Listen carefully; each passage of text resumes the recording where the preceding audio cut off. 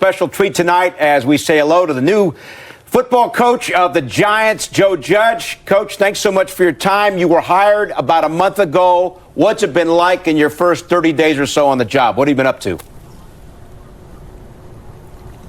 It's been a fast month, I'll tell you that. There's been a lot going on. Actually, someone pointed that out to me today. It's been about a month.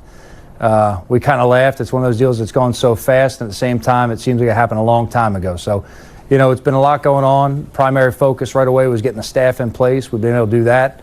They've been in the building now for a couple weeks. So, you know, we got a lot of energy in the building. We're getting a lot done.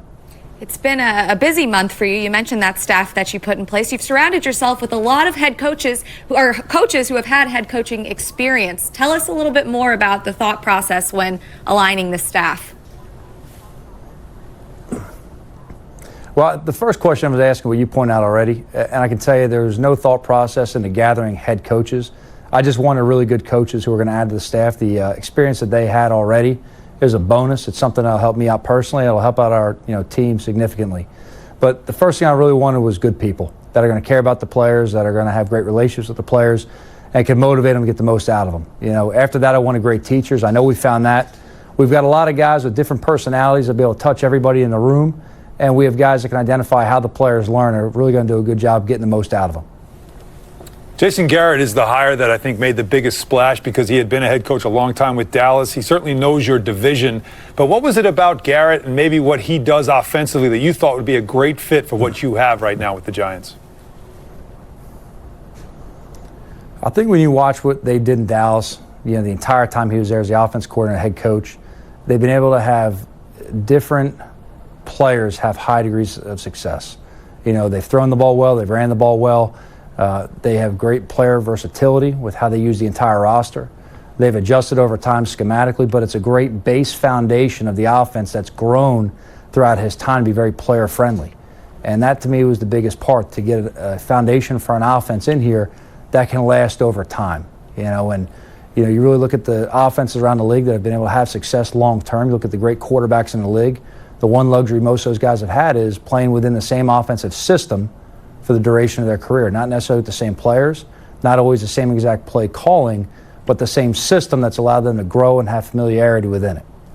And the offense that you have, it's very young, obviously, at quarterback, at running back, but there's a lot of potential. It's pretty exciting to think about what this offense can be right out of the gate next season, isn't it? Yeah, I'm not making predictions. Right now, I'm just excited about the players we get to coach. I'm excited about the coaches we have on staff to help teach them. And, look, when they get in April 6th, we'll be working as hard as we can, as fast as we can. You mentioned being excited about one of those coaches, defensive coordinator Patrick Graham. You have some familiarity with him as well. What do you think he will bring to this defense? Pat's one of the most intelligent people I've ever been around. Pat knows how to use the tools he's handed. He gets the most out of his players. He's a great job dealing with matchups. He's great at in-game adjustments. Pat's really a phenomenal resource for us to have on the staff, and the players really respond to him. I've worked with them on staffs. I've gone against them as an opposing coach, and you much rather would like to have him on your side. Coach, John Harbaugh was a special teams coach who's had great success in his first head coaching job with Baltimore.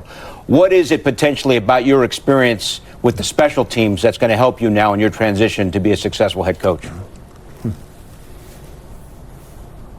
I think you just have to have a total perspective of the roster and who you're coaching and how to use your pieces. Whether that comes from being a special teams coach, an offensive coach, or defensive coach, whatever your background is, you have to have the broad perspective in the head coach's chair to see the big picture of how everything you do has a rippling effect throughout the organization. Now, you have worked under two of the greatest coaches to ever do it, in Bill Belichick and Nick Saban. So clearly, with the time you spent with them, I'm sure you did a lot of studying and watching what they do. What are some things that you picked up in the time you spent with both of them that you can now use as you become a head coach? Well, I'll tell you what, the biggest thing I can tell you right now is I learned so much. This show's not going to be long enough to go over all of it. I'd say the big picture things I've learned, throughout these guys was, first off, the work ethic has to start at the top. You've got to set the tone for the building. Those are two men that definitely did that when I work with them, and they set the tone for the staff under them.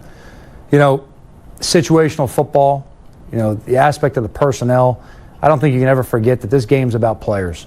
It's about the players you're playing with and how to put them, in a position that they can play to their strengths. And that's really the most important part. So before you can go ahead and do anything schematically, you have to understand your team. And it's about building a team, not collecting talent. So you want to make sure that the players you bring in, you can unify under one voice, one vision, and everyone's playing towards the same goal. You mentioned building this team, and I know you said you're not into making predictions, but in year one, do you expect this to be a long rebuild, or do you think these are things we can start to see right away from you and from your team? Look, our focus right now is day one, getting these guys in here and building fundamentals, okay, and toughness. That's it. The first thing we have to win is we have to win day one. That's going to build into day two. We've got to have a good spring. It's going to lead into a good training camp. And what comes after that will be a result of the day-by-day we work put together. So I know there's a lot of people want to know what kind of prediction or where we see it. I'm going to be honest with you right now. I'm not looking down the road for results right now. I'm thinking about the process that's going to get us there. And it's going to start day one. I'm excited to get these players in here. The fun part is when you get to work with the players. That's when it gets fun. All right, hey, Coach, we can't thank you enough for your time. Best of luck as you begin your tenure as the coach of the New York Giants. Thanks so much. Guys, I appreciate you, man. Have a good day. All right, Joe Judd joining us from the Quest Diagnostic Center at the Meadowlands.